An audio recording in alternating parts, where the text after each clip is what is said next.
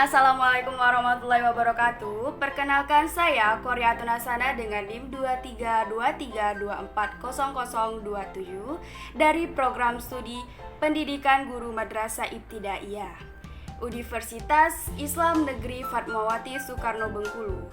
Pada kesempatan kali ini saya akan menjelaskan materi tentang manusia yang perlu dan dapat dididik pada mata kuliah Dasar-Dasar Pendidikan dari dosen Ibu Dr. Basinur MPD. Baiklah, tanpa memperpanjang waktu, langsung saja ke pembahasan. Manusia yang perlu dan dapat dididik. Adapun materi yang akan dibahas, yang pertama manusia yang perlu dididik, yang kedua manusia yang dapat dididik, yang ketiga batasan-batasan pendidikan. Manusia sebagai makhluk yang perlu dididik. Manusia merupakan makhluk yang perlu dididik karena manusia lahir dalam keadaan tidak berdaya, lahir tidak langsung dewasa. Pada hakikatnya, manusia itu adalah animal educable atau binatang yang dapat dididik, animal educandum atau binatang harus dididik, dan homo educandus atau makhluk yang dapat dididik. Pendidikan hanya untuk manusia. Usaha pendidikan berhubungan dengan hati nurani, nilai, perasaan, pengetahuan, dan keterampilan seseorang.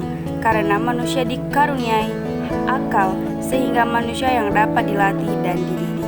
Ada beberapa kemungkinan alasan mengapa manusia perlu dididik. Manusia lahir tidak berdaya sehingga membutuhkan bantuan orang lain untuk bertahan hidup. Yang kedua, manusia tidak tumbuh dengan cepat dan pendidikan perlu untuk mencapai tingkat kedewasaan. Yang ketiga, manusia adalah makhluk sosial yang tidak bisa hidup tanpa manusia lain. Yang terakhir, menurut Teresiana 2022, pada dasarnya manusia dilatih dan dididik sepanjang hidup mereka. Manusia sebagai makhluk yang dapat dididik. Untuk menjadi manusia, ia perlu dididik. Manusia dapat menjadi manusia hanya melalui pendidikan. Demikian kesimpulan Immanuel Kant dalam teori pendidikannya. Manusia sebagai makhluk yang dapat dididik dan berperan sebagai khalifah Allah di bumi. Maka manusia diberi hak oleh Allah untuk memperoleh pendidikan dan ilmu pengetahuan. Menurut Haji Baharudin Lopa, dalam Al-Quran dan hak-hak asasi manusia mengatakan bahwa Islam bukan hanya menganggap belajar sebagai hak, tetapi adalah pula sebagai kewajiban.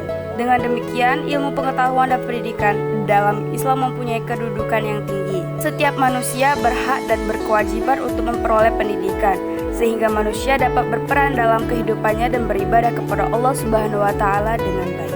Manusia memiliki kecenderungan jiwa terhadap kebaikan dan kejahatan. Ada 5 prinsip yang mendasari bahwa manusia akan dapat dididik, yaitu 1.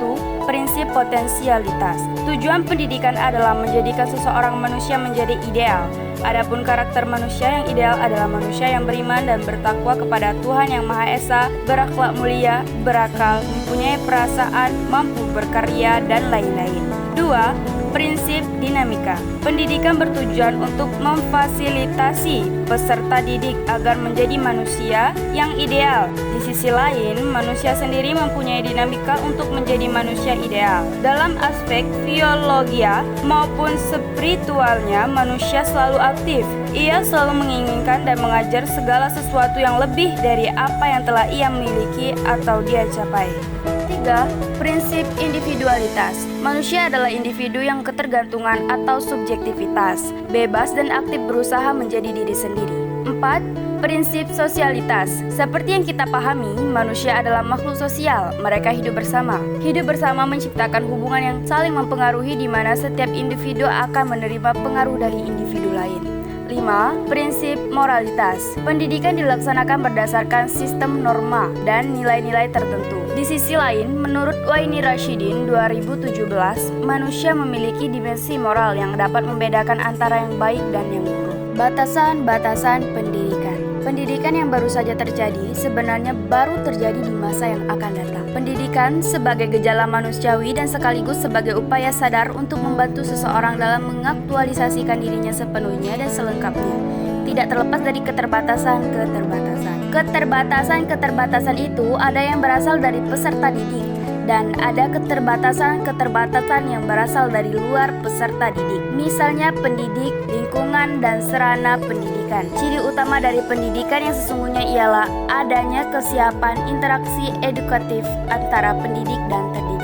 Adapun contoh batasan pendidikan seperti kesenjangan akses pendidikan antar daerah. Penyebabnya antara lain adalah lokasi terlalu jauh akibat pengaruh topografi wilayah berupa perbukitan dan pemukiman yang tidak merata. Salah satu cara mengatasinya yaitu dengan mendekatkan sekolah kepada masyarakat. Itulah tadi penyajian materi dari saya. Apabila ada kekurangan atau salah kata, saya mohon maaf kepada Allah, saya mohon ampun. Lebih dan kurang saya akhiri, wabillahi taufik wal hidayah. Wassalamualaikum warahmatullahi wabarakatuh.